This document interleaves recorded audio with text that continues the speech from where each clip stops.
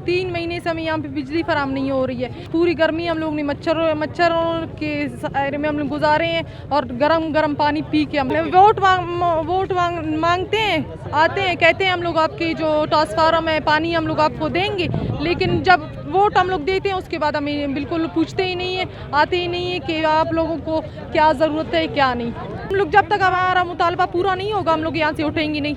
9 बजे से हम लोग यहाँ पे बैठे हुए हैं, कोई नहीं आया है, कोई नहीं आया है। जाकिर शामिल नाम है मेरा, मैं जमीयत उलमा इस्लाम से ताल्लुक़ है।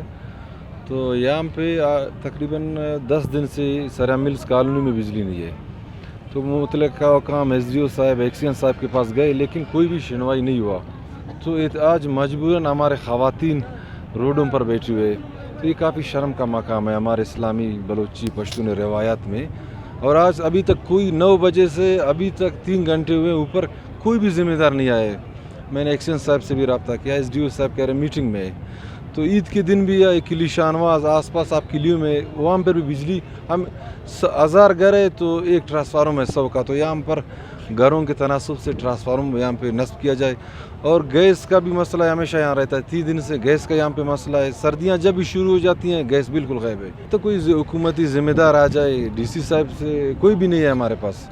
अभी हम इंतज़ार में कोई आ जाए, हमें यकीन दियानी करा दे। हमें भी अच्छा नहीं लगता है रोड बंद कर ले, आवाम भी तकलीफ़ है, हम भी तकलीफ़ में।